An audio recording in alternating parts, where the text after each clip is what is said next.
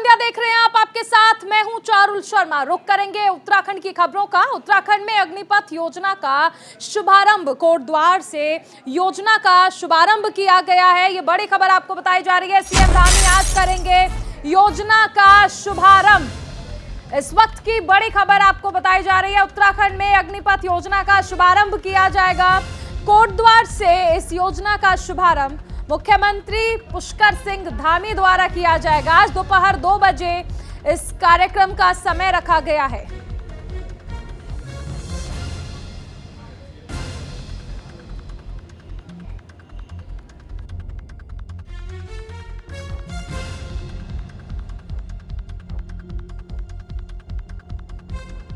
जिसको लेकर देश में विरोध प्रदर्शन की तस्वीरें सामने आई थी। आज इस योजना का शुभारंभ होने वाला है। उत्तराखंड में अग्निपथ योजना का आज शुभारंभ होगा। दोपहर 2 बजे का वक्त रखा गया है। कोटद्वार से इस योजना का शुभारंभ किया जाएगा। मुख्यमंत्री पुष्कर सिंह धामी खुद इस योजना का शुभारंभ करेंगे। सहयोगी हितेश त्यागी हमारे साथ जुड़ गए ज्यादा जानकारी के साथ।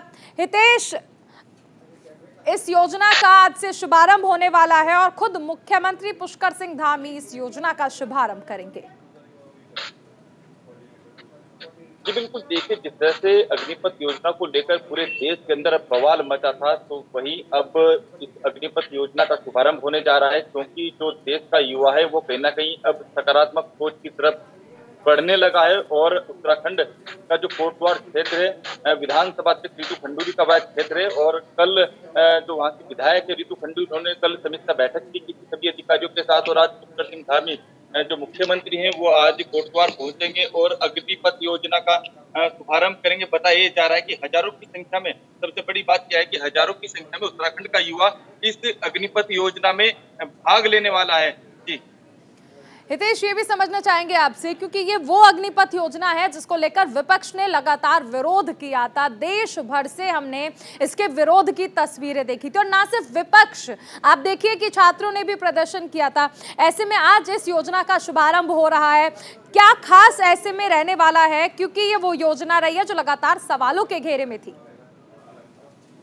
जी बिल्कुल, देखिए जिस तरह से पूरा विपक्ष देश भर के अंदर भारतीय जनता पार्टी पर हमलावर रहा है और कहीं ना कहीं युवाओं ने भी सरकार का विरोध किया था। लेकिन भारतीय जनता पार्टी के जो राष्ट्रीय नेतृत्व है, उन्होंने जो युवाओं को सकारात्मक सोच देने का एक काम किया है। क्योंकि अग्निपथ योजना के बारे में जिस तरह से डीपली युवाओं को मालूम नहीं था, पता नहीं था कि आखिर क्या है ये योजना, तो कहीं ना कहीं जो विभाग है, नेता है, सभी ने युवाओं को समझाने का कोशिश किया, बीसी के माध्यम से समझाने की कोशिश की थी। तो कहीं ना कहीं उत्तराखंड के अंदर जो युवा है वो एक बार फिर अग्निपथ योजना के लिए सकारात्मक रूप लेता नजर आ रहा है। और इसका यही नजारा है, क्योंकि आज हजारों की संख्या में जिस तरह से अग्निपथ योजना की तरफ युवा बढ़ रहा है, ये अपने आप में बड़ी बात है। जी हितेश, उत्तराखंड वो राज्य है जहां से कहा जाता है कि हर घर से कोई ना कोई सेना में जरूर होता है। सैनिकों की भूमि है उत्तराखंड, और वहां पर अग्निपथ योजना का आज शुभारंभ होने वाला है। जी बिल्कुल, देखिए यहाँ पर मतलब जिस तरह से 4 धाम है, तो वहीं सैन्य धाम यहाँ पर बनाने की बात यहाँ पर कही थी। और कहीं ना कहीं वीरों की भूमि उत्तराखंड होती है। और हर घर से यहाँ पर सैनिक, हर घर से बड़े बड़े अधिकारी यहाँ से उत्तराखंड से निकाले जाते हैं। तो कहीं ना कहीं जिस तरह से अग्निपथ योजना है, क्योंकि जो पूर्व अधिकारी आर्मी के यहाँ पर हैं, उन्होंने भी कहीं ना कहीं प्रदेश के युवाओं को सकारात्मक रूप देने का काम किया है। और जिससे कहीं ना कहीं जो यहाँ का युवा है वो भी सकारात्मक दृष्टिकोण अग्निपथ योजना के लिए देखता नजर आ रहा है। जी बिल्कुल, आप बने रहिए हितेश, आगे भी आपसे जानकारी लेंगे। उधर कोटद्वार में अग्निपथ योजना के अंतर्गत अग्निवीर भर्ती रैली का शुभारंभ एक कार्यक्रम के दौरान मुख्यमंत्री पुष्कर सिंह धामी करेंगे। इस कार्यक्रम की तैयारियों और व्यवस्थाओं का जायजा लेने के लिए उत्तराखंड विधानसभा अध्यक्ष और स्थानीय विधायक रितु खंडूरी भूषण ने जिलाधिकारी डॉक्टर विजय कुमार, वरिष्ठ पुलिस अधीक्षक यशवंत चौहान सहित अन्य अधिकारियों के साथ बैठक की। बता दें कि कोटद्वार के मॉडर्न मॉन्टेसरी स्कूल में अग्निवीर भर्ती रैली का शुभारंभ किया जाना है। मुख्यमंत्री पुष्कर सिंह धामी आज दोपहर 2 बजे कार्यक्रम का शुभारंभ करेंगे। विधानसभा अध्यक्ष ने बताया कि कोटद्वार एक सैनिक बाहुल्य इलाका है, जहां के हर घर से एक व्यक्ति सेना में अपनी सेवा दे रहा है।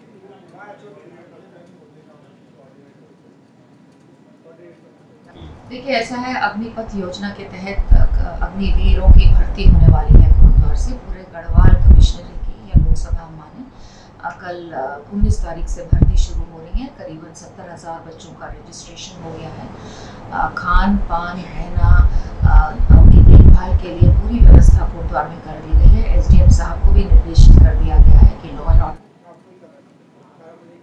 प्रदेश के पूर्व सीएम हरीश रावत ने मुख्यमंत्री पुष्कर सिंह धामी से मुलाकात की। 18 अगस्त को हरीश रावत ने हरिद्वार पंचायत चुनाव में हो रही विसंगतियों को लेकर सीएम आवास के बाहर उपवास पर बैठने का ऐलान किया था, लेकिन ऐन वक्त पर पूर्व सीएम हरीश रावत ने मुख्यमंत्री पुष्कर सिंह धामी से मुलाकात कर जल्द पंचायत चुनाव कराने का आग्रह किया।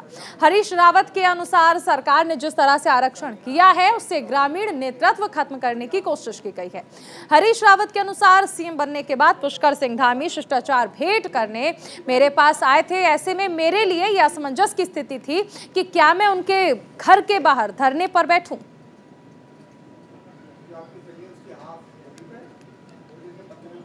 मेरा तो एक ही मुद्दा है, हरिद्वार के अंदर पंचायती चुनावों में जिस तरीके से ग्रामीण नेतृत्व को बिल्कुल ध्वस्त कर दिया गया है, परिसीमन और आरक्षण के वेपन का इस्तेमाल करके नेचुरल रूप से, प्राकृतिक रूप से जो चुनाव होना चाहिए था उसको प्रभावित करने की चेष्टा की गई। वो मैंने मुख्यमंत्री के सामने रखा।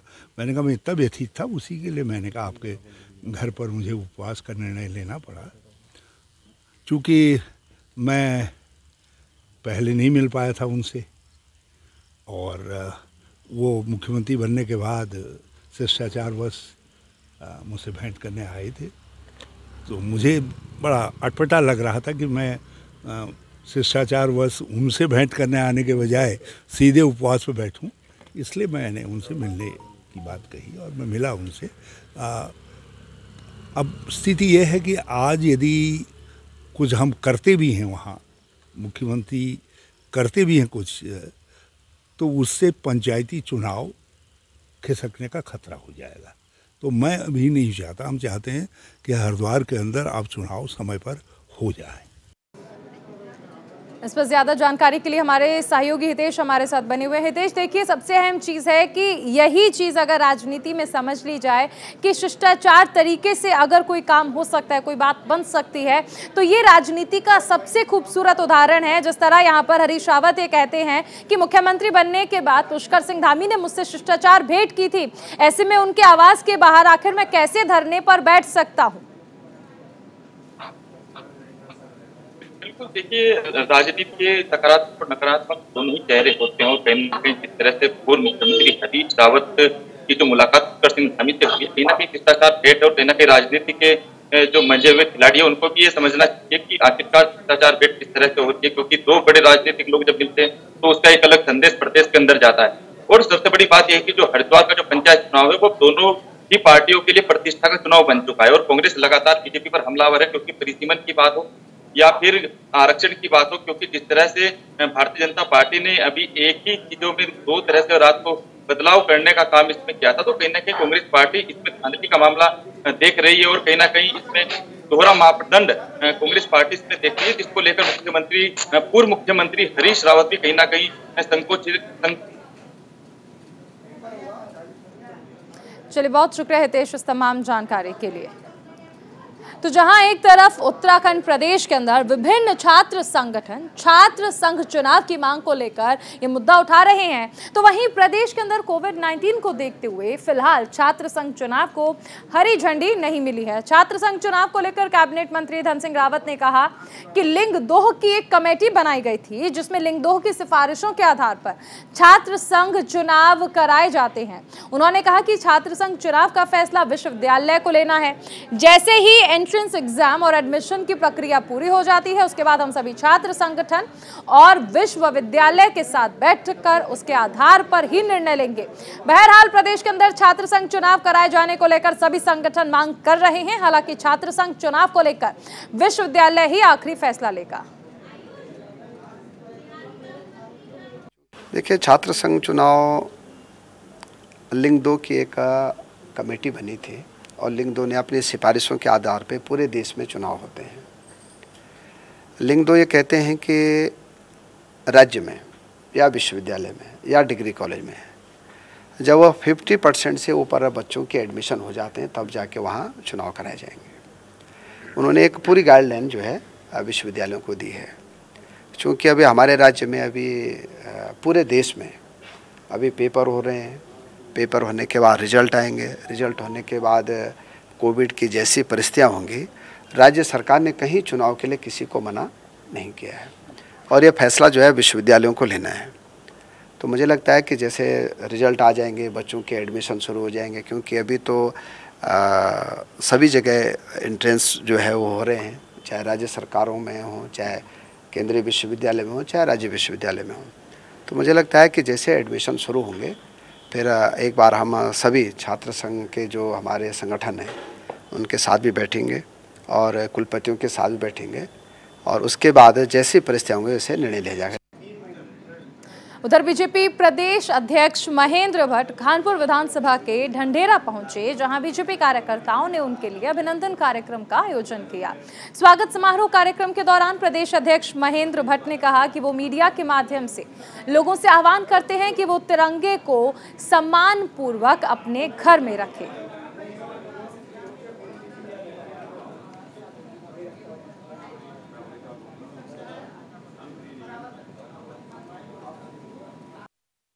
देखिए, हमने आह्वान किया है, तिरंगे के प्रति सबकी श्रद्धा है और मैं तो मीडिया कर्मियों से आग्रह करूंगा उनके चैनलों में चलना चाहिए कि अपने तिरंगों और सम्मानपूर्वक अपने घर में रखें। सम्मान मैं नहीं मानता कोई कर रहा हो। हमारे साथ हमारे सहयोगी संजय पुंडीर जुड़े हैं ज्यादा जानकारी के साथ। संजय, देखिए, ये एक बहुत अच्छी पहल है और ये आह्वान प्रदेश अध्यक्ष की ओर से किया गया है। ये काबिले तारीफ इसलिए हो जाता है क्योंकि अक्सर हम देखते हैं 15 अगस्त हो या फिर 26 जनवरी हो, जिस पर लोग शान से तिरंगा तो लगाते हैं, लेकिन उसके बाद जो हम देखते हैं तस्वीरें जो आती हैं जिनका जुबान से जिक्र करना भी अच्छा नहीं लगता है, तस्वीरें जो आती हैं तिरंगे के साथ, वो उसको लेकर जो ये आह्वान किया गया एक अच्छी पहल है कि तिरंगे को सम्मान पूर्वक ही रखा जाना चाहिए। देश की 75वीं वर्षगांठ पर हर घर तिरंगा अभियान सरकार द्वारा चलाया गया था। अगर उत्तराखंड की बात की जाए तो उत्तराखंड में इसका पूरा जो अभियान था वो दिखा है। अब तिरंगे को कहा गया है कि अपने घर में संभाल कर रखे। हालांकि प्रदेश अध्यक्ष महेंद्र भट्ट इन दिनों अपने गढ़वाल और कुमाऊं दौरे पर है, तमाम जगह उनका स्वागत किया जा रहा है। इस दौरान हरिद्वार पहुंचकर प्रदेश अध्यक्ष महेंद्र भट्ट ने कहा है कि जो तिरंगा होता है देश की आन बान शान होता है, उसे संभाल कर रखना चाहिए और यही वजह है कि अब जो लोग हैं, जो स्थानीय लोग हैं, वो कहीं ना कहीं तिरंगे को संभाल कर रख रहे हैं। चारुल, बिल्कुल संजय, ये भी समझना चाहेंगे कि देखिए तिरंगे को लेकर महत्वपूर्ण बातें तो कही गई, इसके अलावा इस दौरे में क्या कुछ खास रहा? देखिए, महेंद्र भट्ट के दौरे को लेकर तमाम जो बीजेपी कार्यकर्ता थे उनमें खासा उत्साह दिख रहा है, क्योंकि हमने देखा है कि महेंद्र भट्ट के प्रदेश अध्यक्ष बनते ही कहीं ना कहीं जो बीजेपी कार्यकारिणी थी उसका अब गठन होना है। हालांकि जिसको लेकर तमाम तैयारियां भी चल रही है। हालांकि हरिद्वार पहुंचने पर तमाम विधानसभाओं में इनका जोरदार स्वागत हो रहा है और जिस तरह से महेंद्र भट्ट कानपुर विधानसभा पहुंचे तो वहां से कुंवर प्रणव सिंह ने तमाम अपने बीजेपी कार्यकर्ताओं के साथ उनका जोरदार स्वागत किया है। कहा जा सकता है कि इनके दौरे को लेकर भारतीय जनता पार्टी के कार्यकर्ता और नेता काफी उत्साहित दिखाई दे रहे हैं। चारुल, बिल्कुल संजय, बने रहिए, आगे भी आपसे जानकारी लेंगे। उधर श्रीनगर नेशनल हाईवे पर बागवान के पास एक प्राइवेट बस और बाइक की जोरदार टक्कर हो गई। इस दुर्घटना से बाइक पर सवार दोनों व्यक्ति गंभीर रूप से घायल हो गए। दुर्घटना के कुछ देर बाद ही हाईवे से गुजर रहे कैबिनेट मंत्री सौरभ बहुगुणा अस्पताल पहुंचे और घायलों का हालचाल भी जाना। बता दें कि दोनों घायलों का उपचार बेस अस्पताल श्रीकोट में चल रहा है। मिली जानकारी के अनुसार बस ऋषिकेश से गुप्तकाशी जा रही थी, तभी अचानक बस के सामने बाइक सवार दो युवक आ गए और उनकी बस से जोरदार टक्कर हो गई, जिससे वो घायल हुए।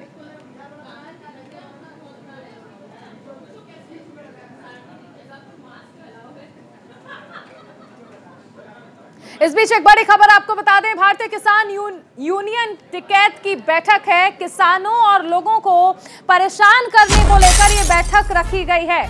गन्ना मूल्य को लेकर भी इस बैठक में चर्चा होनी है। ऊर्जा निगम की विजिलेंस टीम पर दरअसल यहां पर आरोप लगा है, छापों के नाम पर परेशान कर रही है टीम। 25 अगस्त से धरना प्रदर्शन करने का फैसला लिया गया है रुड़की एसडीएम कार्यालय पर यह धरना प्रदर्शन किया जाएगा और 1 सितंबर को महापंचायत आयोजित की जाएगी।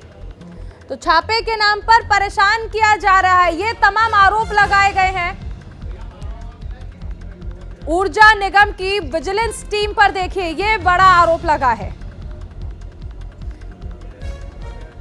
भारतीय किसान यूनियन टिकैत गुट की ये बैठक है। किसानों और लोगों को परेशान करा जा रहा है, ये तमाम आरोप लगाए गए हैं और 25 अगस्त को इसको लेकर एक प्रदर्शन की तैयारी की जा रही है। उत्तराखंड को नशा मुक्त बनाने के लिए डीजीपी अशोक कुमार की अध्यक्षता में एंटी नारकोटिक्स टास्क फोर्स और देहरादून पुलिस की संयुक्त कार्यशाला का आयोजन पुलिस लाइन देहरादून में किया गया। बता दें कि प्रदेश को ड्रग फ्री बनाने का लक्ष्य 2025 तक निर्धारित किया गया है और इसी विषय पर इस कार्यशाला में पुलिस कर्मियों के साथ चर्चा की गई। इस कार्यशाला में अशोक कुमार, एसएसपी दिलीप सिंह कुंवर, देहरादून एसएसपी एसटीएफ अजय सिंह सहित सभी एसपी और सीओ और इसके साथ ही एसओ भी मौजूद रहे।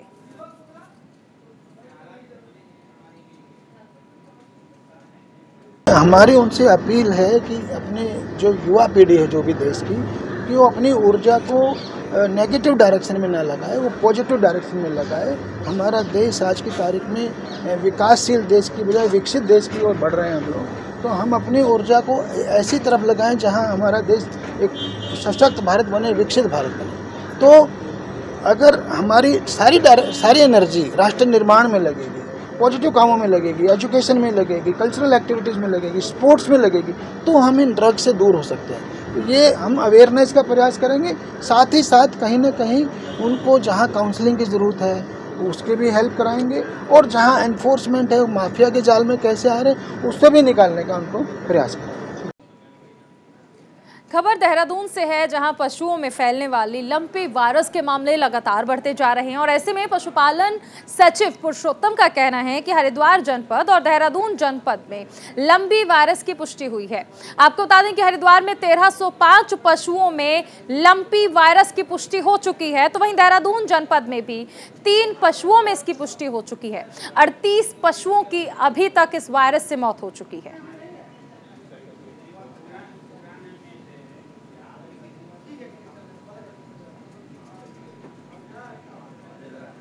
हरिद्वार जिले के ग्रामीण क्षेत्रों में लंपी बीमारी से 4 दुधारू पशुओं की मौत हो गई। बता दें कि क्षेत्र में लंपी वायरस बढ़ने से पशुपालकों की चिंता बढ़ गई है।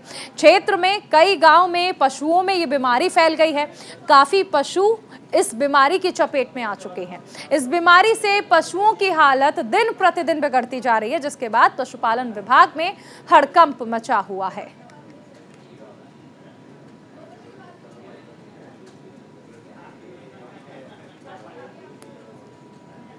और अब खबर हरिद्वार से है, जहां लगातार मौसमी बदलाव के चलते वायरल पीड़ित मरीजों की संख्या बढ़ गई है। बता दें कि जिला अस्पताल में 60 से अधिक वायरल पीड़ित मरीज उपचार कराने के लिए पहुंचे, जिसके बाद छुट्टी के बाद जिला अस्पताल के पंजीकरण केंद्र पर मरीजों की लंबी लाइन देखने को मिली। ऐसे में अस्पताल के वरिष्ठ फिजिशियन डॉक्टर संदीप टंडन के मुताबिक उनकी ओपीडी में रोजाना वायरल से पीड़ित लगभग 40 मरीज आ रहे हैं, जिनमें अधिकतर मरीजों में सर्दी, खांसी और जुकाम की समस्या है।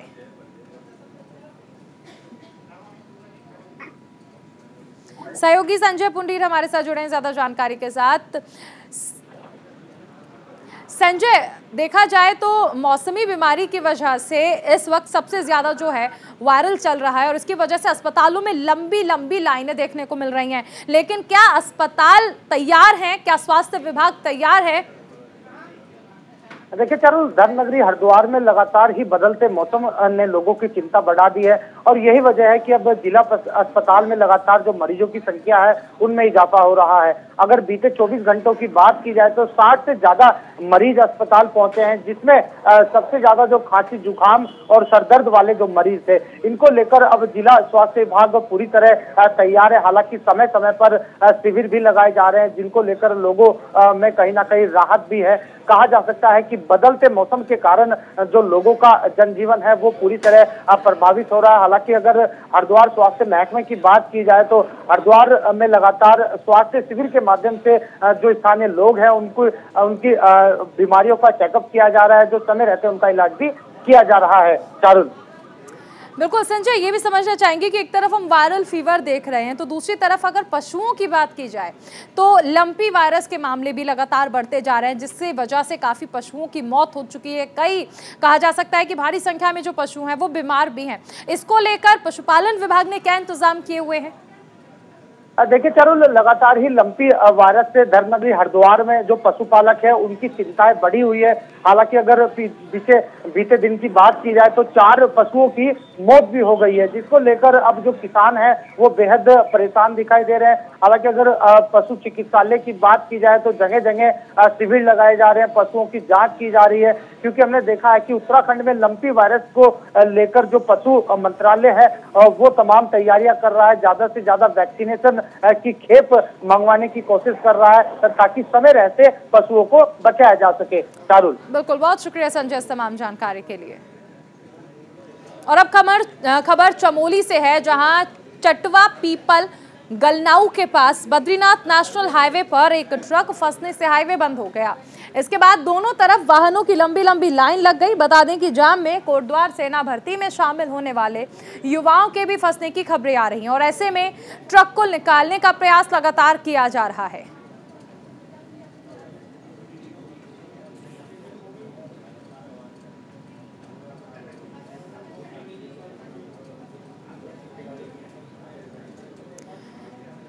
देहरादून में ट्रैफिक जाम की समस्या हर सड़क चौराहे पर बनती जा रही है। जाम की समस्या से लोग काफी परेशान हैं और उन्हें नुकसान भी उठाना पड़ रहा है। ऐसे में ट्रैफिक के बिगड़ते हालात पर देहरादून की जिलाधिकारी सोनिका ने कहा कि शहर के एसएसपी ट्रैफिक व्यवस्था को देख रहे हैं और जरूरत पड़ने पर वो भी ट्रैफिक व्यवस्था का मुआयना करती रहती हैं। साथ ही चालान भी ट्रैफिक के नियमों के अनुसार ही काटा जा रहा है। आगे स्मार्ट सिटी पर जिलाधिकारी ने कहा कि स्मार्ट सिटी में मुख्य काम स्मार्ट सड़क का निर्माण बाकी है, इसको भी जल्द ही पूरा कर लिया जाएगा।